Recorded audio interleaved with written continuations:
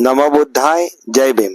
मी बौद्धाचार्य कैलाश बंधू जाधव गेल्या 23 वर्षापासून भारतीय बौद्ध महासभेच्या माध्यमातून बौद्धाचार्य म्हणून समाजामध्ये धार्मिक कार्य करत आहे।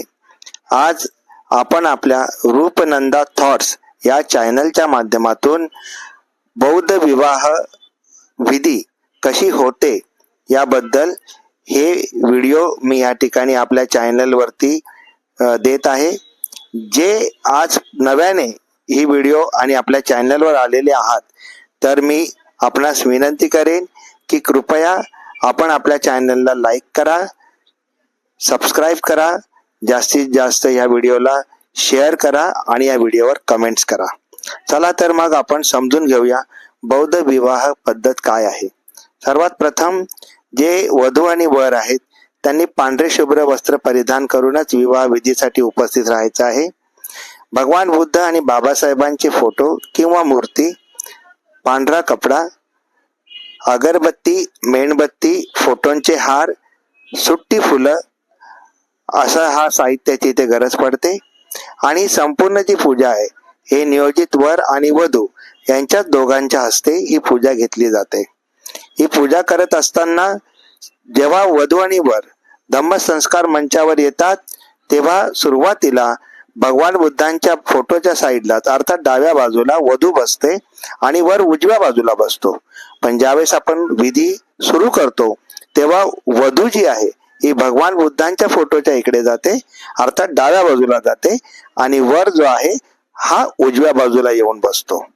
ही पूजा सुरू करताना प्रथम वधू तथागतांच्या प्रतिमेला पुष्पमाला अर्पण करते आणि जो वर आहे तो बाबासाहेबांच्या प्रतिमेला पुष्पमाला अर्पण करतो।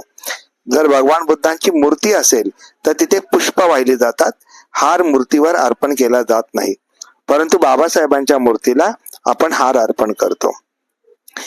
त्यानंतर अगरबत्ती मेणबत्ती प्रज्वलित केल्याच्या नंतर दोघही पंचांग प्रणाम करतात आणि इथूनच आपल्या विवाह विधीला सुरुवात होते। सर्वात प्रथम त्रिसरण आणि पंचशील दिला जातं। त्रिसरण पंचशील देताना प्रथमतः बौद्धाचार्य बोलतात आणि मग त्यांच्या मागे वधूवर आणि संपूर्ण आलेला समाज बोलत असतो।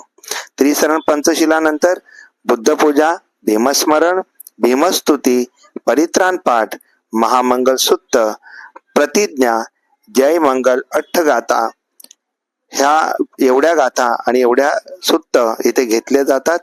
जय मंगल अठ्ठगाथेच्या शेवटच्या गाथेच्या वेळेस आपण उपस्थितांच्या हातात जे फुलं दिलेली असतात त्यांचा वर्षाव आपण वधू आणि वरांच्या वरती करण्यासाठी त्यांना सांगतो आणि जे वाद्य वाजवणार आहेत त्यांना आपण 1 मिनिट वाद्य वाजवायला सांगतो, कारण आपला कार्यक्रम तोपर्यंत संपलेला नसतो।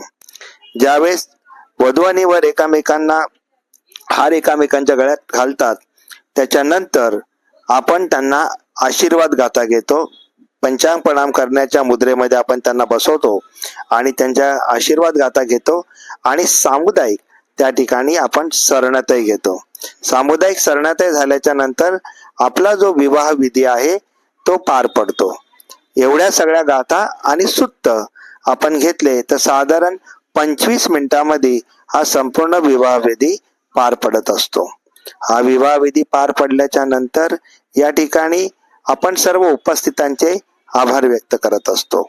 ही व्हिडिओ ज्यावेळेस मी विवाह लावत असताना ही व्हिडिओ बनवत होतो नेमका त्याच वेळेस बाजूच्या हॉलमध्ये खूप जोरात वाद्य वाजत होतं, म्हणून मी माझ्या आवाजामध्ये ही व्हिडिओ रेकॉर्डिंग केली। धन्यवाद।